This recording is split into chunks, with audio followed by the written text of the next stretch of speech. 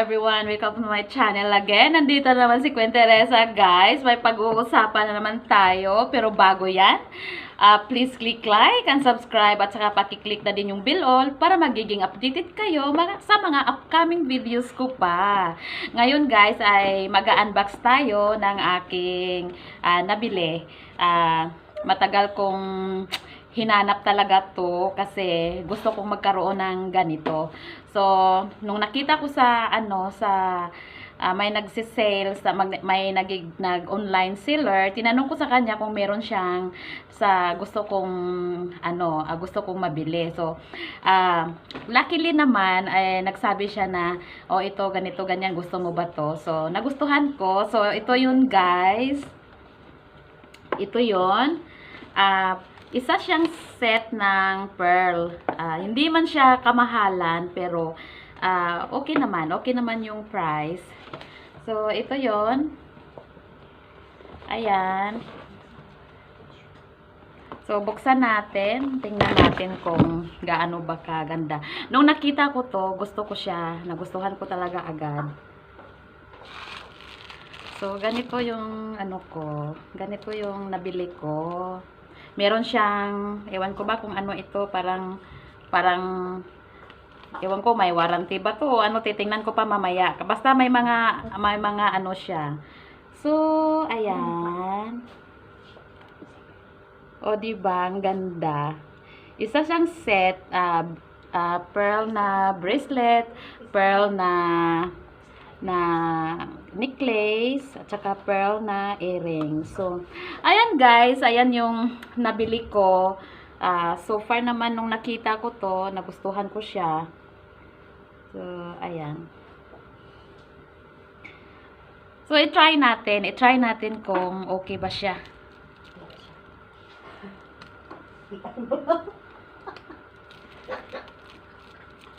I-try natin kung ano ba. Dati kasi may nabili akong ganito na isang ano lang 'yon, kwintas lang at saka bracelet. Kaso lang yung nagpipil off siya ng pag medyo matagal-tagal na nabakbak yung kulay. Kaya mumurahin lang din kasi 'yun. Nabili ko lang 'yun sa palengke. Maganda din kasi pag minsan nagsuot tayo ng dress or di kaya blouse na yung i-partner natin ng ganito. Minsan kasi nakakasawa yung mga kwintas natin na yung nakasanayan nating isuot magkwintas. Ang hirap tanggalin. Hindi ko siya So, paano kaya to?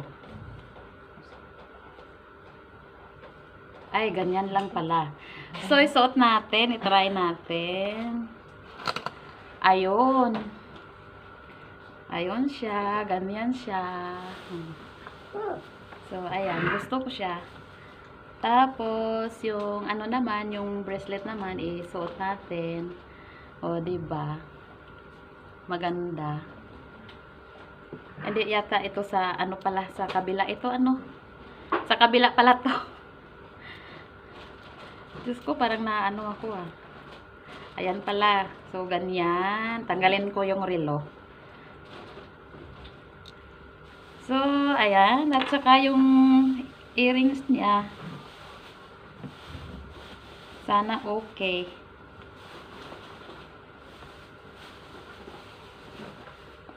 Okay.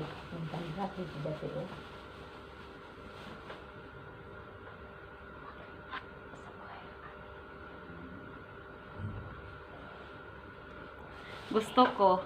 Nagustuhan ko talaga ito nung pinakita sa akin, nung sabi ko doon sa seller, sabi ko, hanapan mo nga ako ng isang set ng pearl na accessories. Tapos sabi niya, sige, anuhan ka, tapos sinisend niya sa akin. So, ayan, diba? Maganda. Tapos, ayan. Yung pang lang ba, yung pang formal lang. Diba, ang ganda. So, ayan guys, ito yung ito yung nabili ko pala. So, okay naman. So, okay naman. Gusto ko naman siya. Medyo, ano, para siyang mabigat. Ewan ko ba. Sana hindi ato magpipil off. Kasi, mostly kasi ng mga mumurahin na pearl, yung sobrang mura. Hindi ko naman sinasabi, ano, na super mahal ito. Pero, ano din, kumbaga, kung ika-convert sa piso, medyo may ano din naman. Medyo may, hindi siya yung karaniwang presyo na nabibili lang natin sa palengke, sa mga supermarket, yung mura talaga na kahit saan mabili natin. Ito naman medyo may presyo talaga siya. Kaya siguro medyo parang mabigat. 'Di ba napansin natin yung pearl sa nabibili natin yung mumurahin lang talaga, magaan. Ito medyo mabigat parang ano talaga siya. Pati itong bracelet, mafe-feel mo talaga na hindi siya kagaya ng ano. Hindi ko sinasabi na libo-libo ang price nito kasi wala akong pera, hindi ko afford 'yon. Pero at least nabili ko yung gusto kong klase ng accessories na pearl. So, kung sa gustong mag-order nandito sa Hong Kong, yung mga friends ko dito sa Hong Kong, kay Miss Lu Collection ko to nabili pala. Maganda. Pag may gusto kayong orderin, pwede kayong mag-send sa kanya ng pictures. Tapos, sabihin nyo lang na gusto nyo ganito, ganyan. Hahanapan kayo ng kung ano yung gusto niyo. Kung sasabihin nyo gusto ko ng dress na pang simba, mag-send lang kayo ng mga samples na dress. Tapos, hahanapin niya sa online. Tapos, isi-send niya sa'yo na ito yung nakita ko, kung magustuhan mo. Ganito yung ginawa niya sa akin. Sabi ko lang sa kanya, gusto ko ng pearl collection na isang set. Tapos nung nag-ano niya, ito yung inano niya. Nag-isa lang talaga ito. Sabi ko pa nga sa kanya nung una, sabi ko wala bang ibang style kasi gusto ko talagang pumili pa. Tapos sabi niya wala na, yan lang talaga. Yan lang yung nakita ko na may mga pinopost siya na kwintas, pero kwintas lang, hindi siya set. Kaya ito yung tapos medyo okay naman. Meron naman siyang ganito.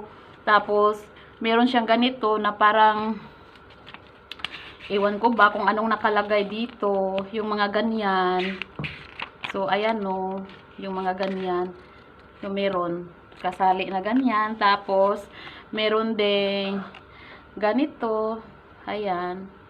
So makikita mo talaga na hindi siya masyadong mumurahin. Hindi ko lang sasabihin yung presyo kasi hindi ko lang sasabihin yung price, pero at least may isa na naman akong koleksyon. Kasi mahilig ako sa mga, one day guys, ipapakita ko sa inyo yung mga koleksyon ko yung ibang koleksyon ko pa na hindi mo maisip na sa edad kong ito, may mga ganun akong koleksyon. Kaya, one day, ko sa inyo yon, ipapakita ko sa inyo.